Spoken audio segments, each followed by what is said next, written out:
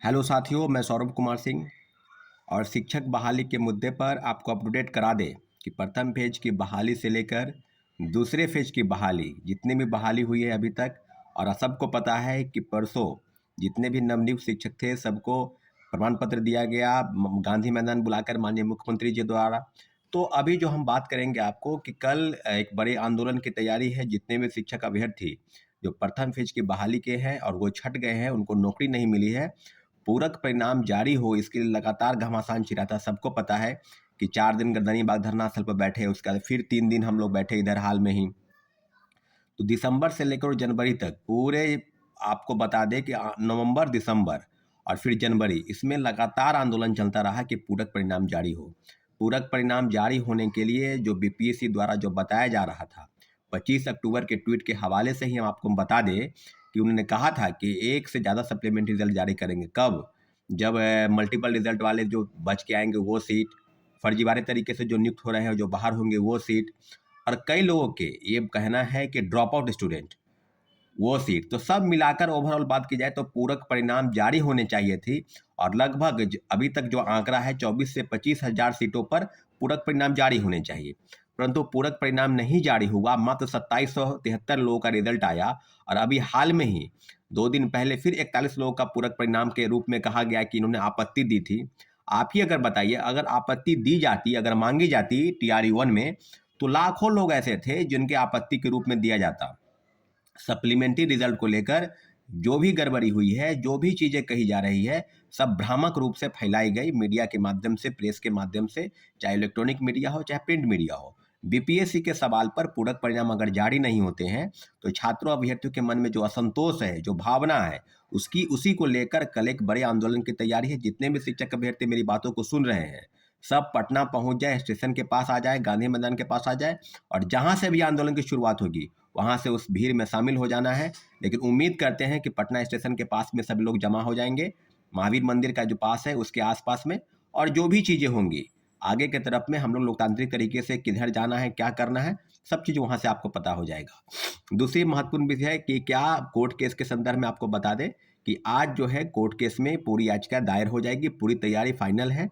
Saturday को ही हो जाती है, परंतु सैटरडे और संडे को कोर्ट बंद रहता है, इसलिए आज जो है फाइनल डिक्लेयर जो है सबमिट है वो हो जाएगा।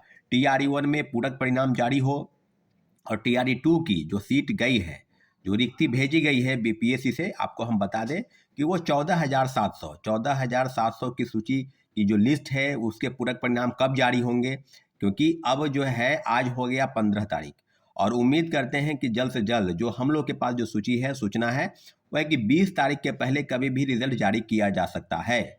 तो 14,700 पदों पर अगर रिजल्ट जारी नहीं होता है तो पूरक परिणाम के लिए फिर एक बार फिर से घमासान छिड़ने की उम्मीद है, क्योंकि प्रथम फेज की बहाली में जो वादा खिलाफी हुआ, तो बीपीएससी चेयरमैन के कहने के बाद भी वो रिजल्ट नहीं आया। तो 1 to 1 सब विषयों पर अब हम लोगों को एक ही चीज़ करना है कि पूरक परिणाम जारी हों। इसलिए सारे अभ्यर्थी जो TRE 2 की परीक्षा में बैठे थे वो वेट कर रहे हैं, इंतजार कर रहे हैं किन लोगों का कोई 1 नंबर, कोई 2 नंबर, या कई 1 साल 2 साल, 1 महीना 2 महीने, यानी डेट ऑफ बर्थ के कारण, कई लोग मार्क्स के कारण छूटे हैं।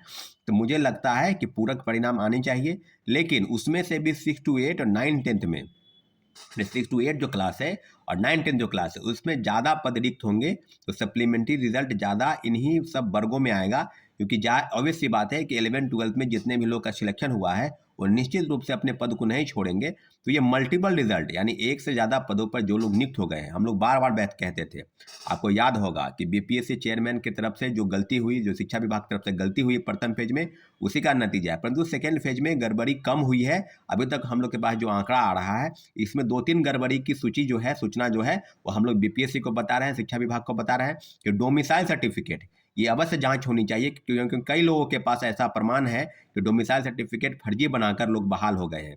और दूसरा, दिव्यांगता का प्रमाण पत्र, दिव्यांगता के प्रमाण पत्र, जो दिव्यांग है नहीं, जो विकलांग है नहीं, कई लोग फर्जी सर्टिफिकेट बना कर रखे हैं।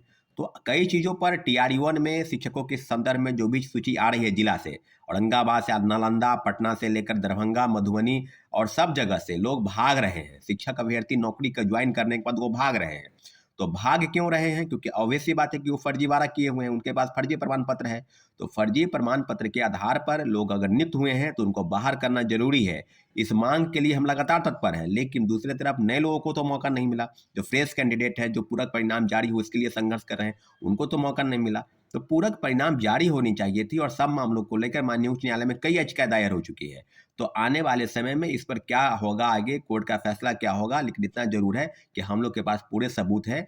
सप्लीमेंट्री रिजल्ट किसे कहते हैं और वेटिंग लिस्ट किसे कहते हैं, इस बात के लिए जो बीपीएससी चेयरमैन है उन्हीं को डिफाइन करना होगा। हम लोग को जहां तक पता है और उनको जो पता है, वो दोनों के बीच में काफी भिन्नताएं हैं।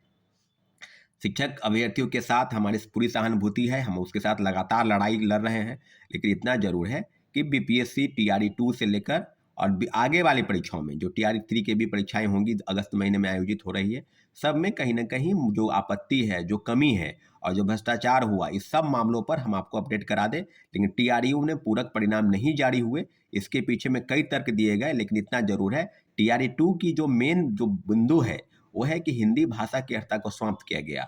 आज के इस वीडियो में आपको हम बता रहे हैं कि हिंदी भाषा की अर्हता समाप्त की गई, इसके लिए अगली बैठक कब बुलाई जाएगी। जैसा कि सबको पता है कि टीआरयू में पूरक परिणाम जारी हो, अयोग्य अभ्यर्थी जो है वो अंदर हो गए हैं और योग्य अभ्यर्थी दर दर की ठोकरें खा रहे हैं, आंदोलन कर रहे हैं, भटक रहे हैं, उनके लिए कोई रास्ता नहीं बचा है। तो कल टीआरयू 1 के अभ्यर्थियों के साथ बहुत बड़ा आंदोलन की तैयारी है, उनको सबको आना है। और दूसरे टीआरई 2 के लिए अगली बैठक कब बुलाई जाएगी, इसके लिए आप लोग कमेंट सेक्शन में जाके बताएं कि 17 को, 18 को, क्योंकि जो भी बैठक होगी उसके संदर्भ में 2 दिन पहले हम सूचित कर देंगे सभी को।